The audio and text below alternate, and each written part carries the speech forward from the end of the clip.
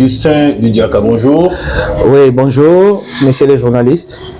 Après plusieurs mois sans gouvernement, le gouvernement il est désormais là. Alors, dites-nous, comment trouvez-vous le dit gouvernement? Promet-il? Je suis le conseiller politique du président Jean-Marc Kabound au niveau du cabinet. D'accord. Oui, merci. Par rapport à votre question, moi je pense que d'emblée, le gouvernement de Madame Judith Souminois est voué à l'échec. Parce que les fondamentaux ne sont pas respectés. Elle dirait elle-même que le chef de regroupement politique ne pouvait pas y figurer dans ce gouvernement. Mais à sa sortie, nous avons vu des caciques, des gourous, les chefs de regroupement politique, ils figurent sur cette liste-là. Donc d'emblée déjà, comme elle n'a pas pu respecter sa parole, ce gouvernement est voué à l'échec. Au-delà de ça, il y a des frustrations. D'ailleurs, il n'y a pas plus tard de cela, hier, plusieurs voix se sont levées au niveau de l'Union sacrée pour fustiger cette ossature gouvernementale. Et déjà, il y a une action qui est déjà mise en marche au niveau du Parlement pour essayer un peu de bloquer l'acceptation ou l'investiture de ces gouvernements. Donc voilà ce que je pouvais dire d'emblée par rapport à ces gouvernements. Alors, outre la mise en place du gouvernement, le bureau définitif de l'Assemblée nationale est déjà connu. Nous avons à la présidence de la dite Assemblée nationale, honorable Vital Kamerhe. Est-ce qu'avec lui, on peut déjà penser aux réformes? Je ne pense pas, parce que le président Vital Kamerhe, quand bien même qu'il peut avoir de la bonne volonté de faire bouger cette machine-là, mais je pense que c'est toujours voir l'échec, parce qu'au niveau de l'Union sacrée, l'UDPS n'a pas voulu, pour dire, certains de ses cadres n'ont pas voulu d'abord qu'il accède à ces fauteuils-là.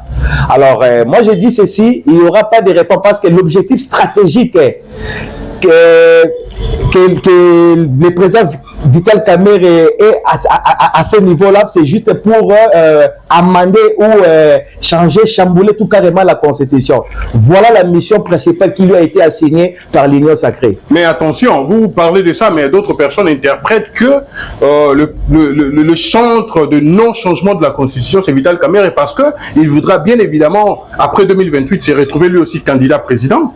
Je ne pense pas, parce qu'il n'a pas la majorité au niveau de l'Assemblée nationale. S'il osait le faire, il sera simplement, comment dirais-je, écarté et remplacé par quelqu'un d'autre. Quand bien même qu'il peut avoir des velléités pour accéder, pour en 2028, qu'il puisse être candidat président, ce qui n'est pas aussi mauvais, mais je pense que s'il essaie d'ouvrir cette boîte à Pandore, il serait écarté tout simplement par l'UDPS, qui est la première force politique au niveau de l'Assemblée nationale. Alors, on va changer de question. L'actualité de notre pays reste dominée par la question liée au changement ou révision de la Constitution. Je rappelle que le chantre du changement de cette Constitution est bien évidemment l'honorable Steve Mbikaï. Comment, chez vous, à l'AC, conçoivent-ils cela? Merci beaucoup pour cette question. Parlons d'abord de l'acteur, les chantres, comme vous avez dit, l'acteur principal, ou c'est lui qui se met, comment dirais-je, comme étant l'épicentre ou le moteur pour essayer un peu de booster cette histoire-là. Steve Mbikaï, il n'a pas de leçons à donner, n'a pas de leçons à donner à l'espace politique congolais. Pourquoi? Parce que c'est un transfuge du PPRD, du kabylisme. Donc, ces ballottements, son comportement machiavélique, ces ballottements d'un cas à un autre, ça frise un peu. D'où il n'est pas qualifié pour essayer un peu de parler du changement de la Constitution. Donc, ça, je dis par rapport à l'acteur. Mais j'aimerais aller encore plus loin par rapport à ça. Pour que les citoyens congolais ou lambda puissent un peu me saisir. Ici, moi, je suis pour. Personnellement, je suis pour la révision de la Constitution. Mais je ne suis pas pour les changements de la Constitution. Parce qu'il y a une différence entre réviser la Constitution et changer la Constitution. Quand je dis cela, à quoi je voulais arriver? Il y a des articles, par exemple l'article 51 de la Constitution, l'article 217 de la Constitution doivent vraiment mériter d'être révisés. Parce qu'il y a certaines dispositions, tout ce qui a été dit, exemple de l'article 51 qui dit que non, la RDC est constituée de communautés. Mais c'est faux. En RDC, on n'a pas de communautés, nous avons des ethnies et des tribus. D'où cette constitution, au niveau de cet article-là, mérite une révision. Et non, un changement, on chamboule toute la constitution et on les jette dans la mer de l'oubli. Non, non. L'objectif stratégique de l'Union sacrée est de donner des béquilles après 2028 au président Félix Tshisekedi de se représenter au niveau, au pouvoir encore. D'où c'est la raison pour laquelle nous, au niveau de l'Alliance pour les changements, nous n'accepterions jamais qu'une telle démarche puisse être concrétisée. Parce que la loi est claire, des mandats out, et puis vous laissez le temps à certaines personnes de continuer par la suite. D'où le CG Belil Mouton, notre général, l'a clairement signifié dans plusieurs de ses sorties médiatiques pour le dire clairement, l'Alliance pour les changements n'est pas partie prenante de cette histoire des changements de la Constitution. Alors, Jean-Marc Abound en prison, mais il ne cesse de faire l'actualité. Récemment, un journaliste avait publié qu'il négocierait sa liberté contre un poste. Ces allégations sont-elles vraies? Sont-elles vraies, ces allégations? Merci, messieurs les journalistes. Mais je voulais revenir sur cette question-là du changement ou des révisions de la Constitution et puis je vais essayer de répondre si vous me le permettez. Vas-y, vas-y. Nous, au niveau de l'AC, nous avons proposé que non, au niveau de la révision de la Constitution, on doit comment dirais-je, insuffler un vent nouveau. Dans ce sens, nous devons injecter une dimension spirituelle à notre Constitution. C'est très important. Quand je parle de ça, à quoi je voulais en venir? Parce que les gens se posent trop de questions. Trop de questions pour dire que non, comment est-ce que quelqu'un peut être un pasteur? Comment dirais-je, quelqu'un de bien au sein de la société, mais il faut pouvoir, une fois qu'il accède aux fonctions de responsabilité, il se met à la remorque des détourneurs. C'est une question qui frise un peu la majeure partie de la population. Cela est dû à la dimension spirituelle de la République démocratique du Congo. C'est la raison pour laquelle je vous ai parlé que cette constitution, pour moi, doit être révisée et non doit être changée. Quand je dis cela, à quoi j'ai fait allusion? Depuis l'accession des Belges, quand ils ont pris le contrôle, avant même, disons, à la conférence de Berlin en 1885, lorsqu'on a partagé l'Afrique, aucune puissance à cette époque-là ne voulait accorder ou donner du quitus à une autre puissance d'avoir la main mise sur le Congo. D'où ils se sont dit, bon, comme ce territoire découvert par Stanley est trop riche, nous tous, nous réservons la primauté ou le droit de la libre circulation sur les bassins du Congo. Mais on doit donner la gestion de ces vastes territoires à Léopold II. Donc, quelqu'un de part entière pour essayer un peu de les partager. Voilà les résolutions. Mais ce qui s'est passé après, à partir de 1885 jusqu'en 1960, la RDC a été toujours dirigée par les totems lion, disons. Ce n'était pas les léopards. C'est très important. C'est une dimension spirituelle que beaucoup de personnes ignorent. Et ils se demandent, mais pourquoi toujours? Même au jour d'aujourd'hui, il y a un festival de détourneurs. La pègre a élu des domiciles au niveau, comment dirais, du pouvoir congolais, de la hiérarchie. Donc, tout ce qui se passe ici, c'est dû à cette histoire dont je voulais vous révéler aujourd'hui au travers de votre média. Si vous me le permettez, par rapport au temps. J'avais dit ceci, les lions, par ses habitudes, c'était père de la famille, c'est un responsable. C'est la raison pour laquelle l'Éternel ou la providence divine lui a doté de la fourrure que vous voyez là. C'est le disque pour lui dire que non, pour le couronner, pour lui dire que non, c'est toi le roi, le chef des animaux. Ça, donc l'Éternel a tout prévu avec précision. Quand le lion, comment dirais-je, attrape une proie et le mange avec sa famille, quand il est rassasié, le lion, même si un autre animal passe tout autour de lui, il ne va pas le manger, les dévorer. Pourquoi? Parce que c'est un responsable.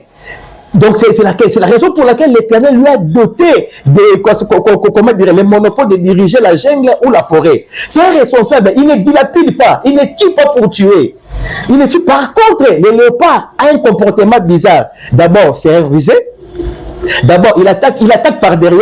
Le léopard, quand bien même qu'il est rassasié, il dévore un animal et il est rassasié. Le léopard a un comportement machiavélique. Il peut tuer même 10 animaux, mais ne les mange pas. C'est un dilapidaire, c'est un gasp. Donc c'est quelqu'un qui n'est pas un bon gestionnaire. D'où ces comportements-là influent au niveau du pays. Vous pouvez me dire que c'est marrant, mais je vais vous le démontrer par un ou deux exemples. Voyons par exemple, au jour d'aujourd'hui, quand vous avez l'aigle impérial des États-Unis, quand vous remarquez, vous analysez à fond le comportement de l'Amérique, vous voyez que non, il est super puissance en tel. Dans les airs, c'est celui qui trône. C'est l'aigle impérial. C'est lui qui chapeaute. Donc, bref, nous devions quitter l'emblème léopard pour l'emblème lion. Oui. Et puis, au niveau interne, les gens se demandent souvent, mais comment Laurent Désiré Kabila, quand il est venu, il avait un budget de 300 millions de dollars, si je ne m'abuse pas. Mais aujourd'hui, nous avons plus de 10 milliards de dollars. La population est laissée et voit sa triste sort. La souffrance est devenue énorme. Les gens n'arrivent même pas à tenir les 2 bouts du mois. Laurent Désiré Kabila avait compris cela. Il a seulement tout simplement remplacé les totems léopard. Il a remis en place les totems lions. D'où les Simba. Les Simba. Il était en harmonie avec la puissance, avec la grandeur du Grand Congo. Ça, c'est des M. On aura des émissions mieux approfondies pour essayer de parler de ça. Certainement ces 4 l'angle carrément côté spirituel de cet emblème-là que nous parlons, qui est le léopard aujourd'hui, qui auparavant avec le président Laurent Désiré Kabila, paix à son âme, qui avait plutôt pensé que ce soit le lion à la place du léopard. Donc voilà. Alors, revenons à notre question. Et oui, je disais ceci, Jean-Marc Aboun en prison, mais il ne cesse de faire l'actualité. Récemment, un journaliste avait publié qu'il négocierait sa liberté contre un poste. Sont-elles vraies, ces allégations?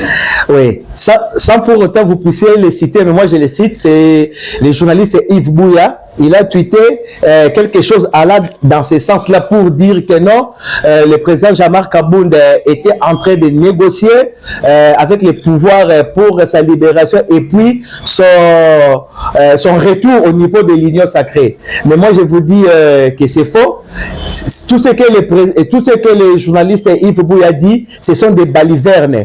Donc, ça relève de ces songes.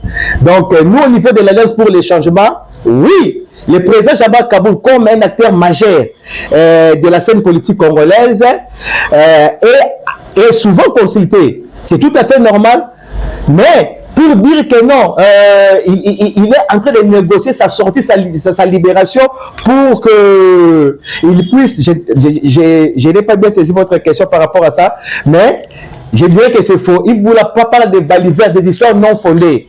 Donc voilà ce que je peux dire par rapport à ce que le journaliste Yves Bouya a dit en rapport avec notre chef, le président Jean-Marc Aboun. Alors, d'ici le mois d'août, Jean-Marc Aboun fera 2 ans d'incarcération. Selon plusieurs indiscrétions, les membres et cadres de votre parti ne font pas des activités de grande envergure pouvant permettre que le président national soit libéré. Dites-nous, qu'est-ce qui fait qu'au niveau de votre parti qu'il y ait ce laxisme? Bon, je ne parlerai pas à mon niveau du laxisme, comme vous le dites, mais moi je dirais beaucoup plus, c'est une question de temps. Par exemple, le travail que je suis en train de faire maintenant, je parle au nom du parti et au nom de mon président Jean-Marc Kaboun, non seulement moi, il y a tout et beaucoup de camarades éparsemés à travers la République qui essaient un peu de faire vivre les partis au quotidien par des interventions, par des actions sur le terrain. Mais il y a un problème.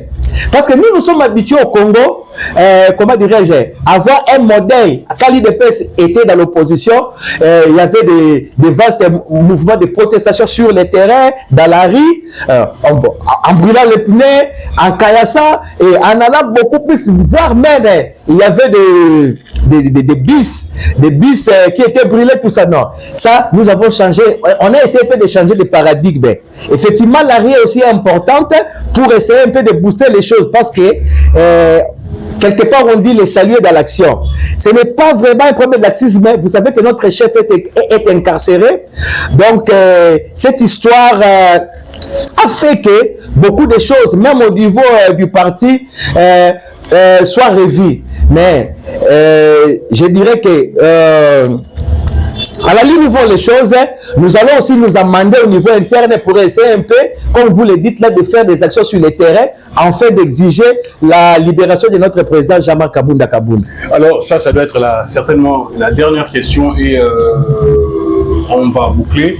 Si vous avez un message, quel est le message à l'endroit de différents cadres ainsi que membres et même les potentiels adhérents du Parti Alliance pour le Changement?